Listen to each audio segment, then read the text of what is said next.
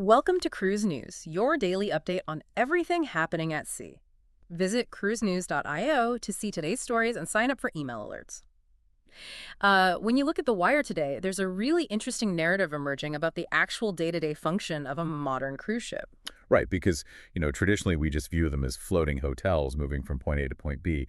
But looking at these recent operational reports, they are acting as completely different entities. We're seeing them serve as critical maritime rescue platforms, literal destination stages, and even like flexible educational bases. Yeah, the utility of the vessel is shifting entirely based on the coordinates and the necessity of the moment. And I want to start with the maritime safety aspect because there was a recent operational incident that really highlights this. Yes, this involves the MSC Musica in the Mediterranean. Hmm. So on Friday, July 31st, 2026, the ship was making its way toward the Spanish island of Ibiza. It was just a standard scheduled port call, but shortly before 11:30 a.m., they had to completely halt operations. Right, because the crew spotted a small boat in distress about, 16 miles east of Ibiza? Exactly, about 16 miles east.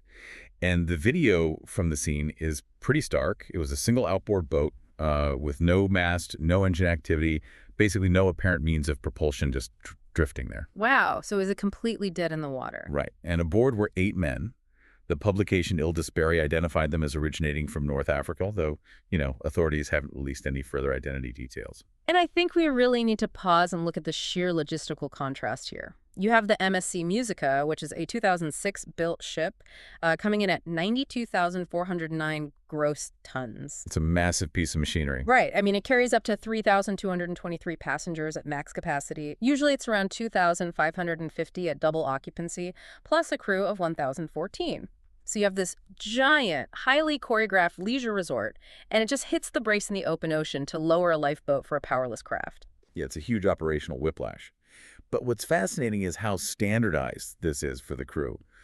This specific lifeboat deployment was led by the ship's first mate, Roberto de Girolamo, and he's 27 years old. Wow, 27. Yeah, 27. And he's orchestrating the interception maneuver for a 92,000-ton ship. And they did successfully bring all 8 men aboard.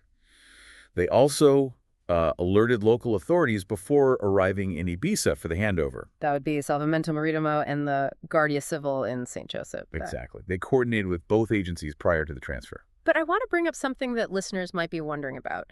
When you see this on the news, it's often framed as this, heroic Good Samaritan act. But halting the ship wasn't just a polite humanitarian gesture. It's actually a strict legal requirement. That is a really crucial point. Cruise ships operate under the exact same international duty to assist as any commercial freighter. It's governed by SOLAS, the International Convention for the Safety of Life at Sea. And what does that mandate exactly for the captain? Well, specifically Chapter 5, Regulation 33. It dictates that any master of a ship who finds out that people are in distress at sea must proceed with all speed to assist them. With all speed, so the itinerary just goes out the window? Basically, yes. And it applies universally, regardless of the nationality or the legal status of the people in the water. So it doesn't matter if they have passports or anything. The law says life takes precedence over commerce. Are there any exceptions to that, like if they're running late? Definitely not for running late. The only exceptions are incredibly narrow. If the ship is physically unable to help, or if the master deems it unreasonable under the immediate circumstances, like, say, if attempting a rescue would cause their own ship to sink. Right, like an extreme weather hazard or something? Exactly. And even then, they have to log the exact reason for not stopping in the official ship's log and immediately inform search and rescue services. The legal burden of not stopping is actually massive. Which explains why this is becoming such a known operational hazard for commercial lines in the Mediterranean. This happens pretty frequently now. Oh, absolutely. It's an established pattern. Just looking at recent precedents, in October 2025, you had the Norwegian epic altering course to rescue 67 migrants near Greece. Oh, wow, 67. Yeah. And that very same month, the MSC Splendida rescued 19 migrants in really rough seas off Majorca. But what stands out to me about the MSC Musica incident is how little it actually impacted the guest's schedule. The ship was on a 7-night Western Mediterranean sailing, right?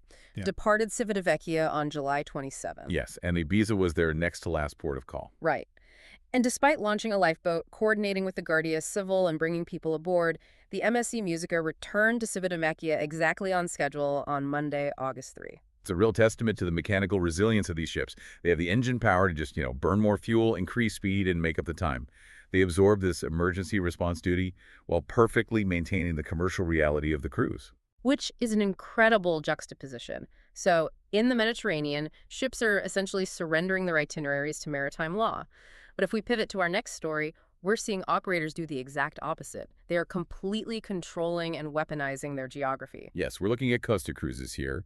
They are extending their Sea Destinations initiative to South America in early 2027 for the Costa Serena. And just to clarify for listeners, a typical sea day is just transit. It's dead time while you get to the next port. But this initiative flips that completely. It does. It turns the ocean itself into an event venue. Instead of the onboard amenities being the only focus, the geographic coordinates of the ship become the main event. Costa introduced this in Europe in early 2024, right? Stopping in fjords or dark sky locations for stargazing. Exactly. And now they're bringing two very specific Brazil-focused at-sea events to the Costa Serena. Okay, let's break these down. The first one is the Baía de Camboriú. Yes. So Baía de Camboriu takes place right as the ship departs Balneario Camboriu. It's essentially an ocean skyline party. They position the ship so the city's high-rise waterfront is the backdrop, and the onboard programming, the music, the activities, is specifically tailored to match that visual. And the second one leverages probably one of the most famous coastlines in the world. It's the Baía de Copacabana. Right. For this one, the Costa Serena will actually anchor off Copacabana in Rio de Janeiro during golden hour. Wow. Yeah. So you have Sugarloaf Mountain, the skyline, the evening lights turning on, all serving as the physical backdrop for a sunset-focused party with Brazilian rhythms. Okay, but I have to put on my logistics hat for a second. There is a massive operational risk here, isn't there? You're anchoring a 114,000-ton vessel just for the view. What happens if it rains? You've basically turned your ship into a weather-dependent billboard. That is the exact tightrope they are walking. The command team on the bridge basically has to act like theater stage managers. They have to time the arrival, the anchoring, and the departure perfectly with the lighting and the weather.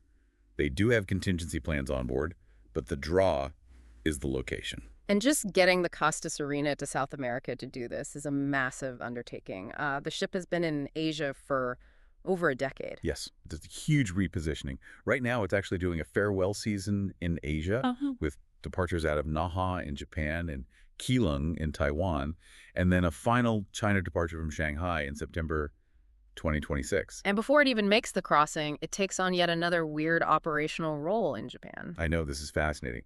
From September 19 to October 4, 2026, it won't even operate as a cruise ship. It's going to be docked in Nagoya, serving as dedicated athlete accommodation for the Aichi Nagoya Asian Games and Para Games. So it's just a pop-up hotel for 2 weeks. Exactly. It's a flexible infrastructure solution for a city that suddenly needs thousands of beds. And then after that, it actually begins the transit. And that transit is a 65-night world cruise, departing Tokyo in late October, hitting Australia, the South Pacific, and ending up in Buenos Aires. Right. And passengers joining in South America will be on a pretty fresh ship. The 2007-built Costa Serena had a major refit in late 2025.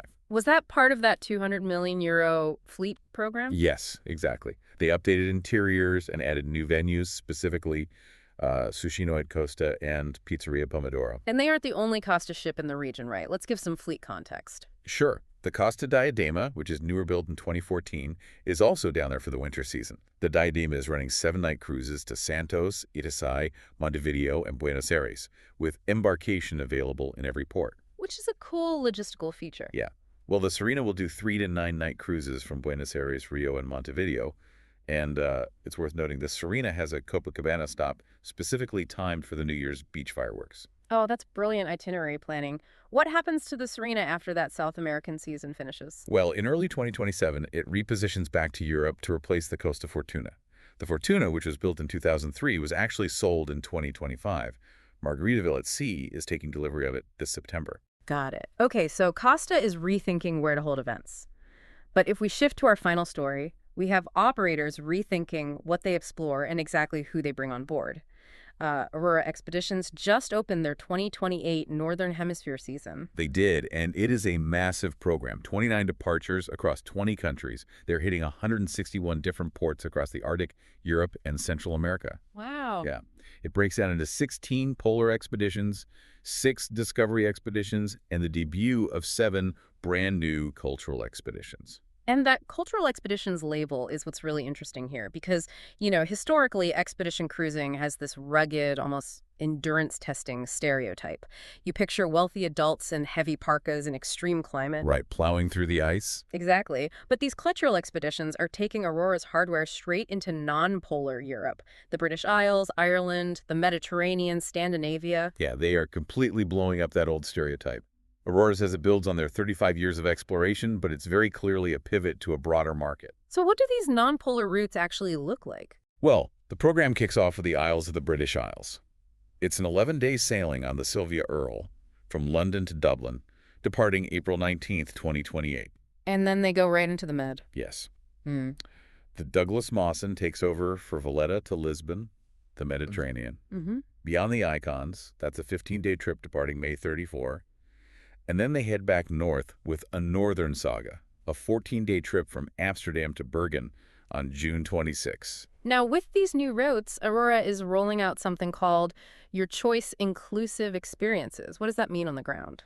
Basically allows guests to customize their included small group activities based on their own interests and fitness levels. Oh, okay. Yeah, it's a shift toward flexibility. So instead of, everyone piling into a Zodiac in the freezing cold, one group might take a rigorous hike while another does a relaxed walking tour of a cultural site. Though they haven't listed the specific shore experiences by port yet. But they haven't totally abandoned the ice, have they? The polar course is still there. Oh, the polar core is absolutely intact. The 2028 program has 2 new itineraries for Norway, Svalbard, and Greenland. There's the Norwegian Fjords and Svalbard Explorer, an 11-day sailing on the Sylvia Earle from Tromsø to Oslo, departing June 8. And they have a late summer Arctic one, too. Right, Wild Greenland, an active Arctic expedition. That's a 9-day trip on the Sylvia Earle from Reykjavik, departing August 23. Plus returning favorites like Jewels of the Arctic and the Northwest Passage. And these are all serviced by their current fleet, the Greg Mortimer, the Sylvia Earle, and the Douglas Mawson. Yes, all 3 ships are active. But honestly, the most significant shift for Aurora here isn't the geography. It's the demographics. They have officially opened their expedition ships to children aged 6 and older. Which is just a fundamental change in the industry. I mean, going from an adult-only, rugged survival vibe to welcoming second graders on board, that signals a massive pivot toward multi-generational family travel. It really does. And they are incentivizing it financially. Aurora is offering savings of up to 50% off the best available fare for children aged 6 to 15. Wow, 50%. Did they release the base fares yet? They didn't disclose starting fares in this announcement, but they are currently offering up to 25% savings on select voyages if you deposit by October 31st, 2026. And the intent behind bringing kids on board is pretty clear. Aurora's chief marketing officer, Katie Malone, was quoted saying, "Some of life's most meaningful lessons are learned when we step outside the classroom and experience the world for ourselves." Right. It completely reframes the expedition ship. It's not just a toy for retirees anymore. It's a dynamic, interactive classroom for families. Exactly. And that really brings us full circle on today's stories. A modern cruise ship is basically the ultimate multi-tool. Depending on the day and the coordinates, it's a maritime safety net in the Mediterranean, it's a pop-up scenic stage off the coast of Brazil, and it's a floating school for the next generation of explorers. It's incredible to watch. It really makes you rethink what these vessels are capable of. Thanks for listening to Cruise News. Visit cruisenews.io to catch up on the latest updates and sign up for free email alerts.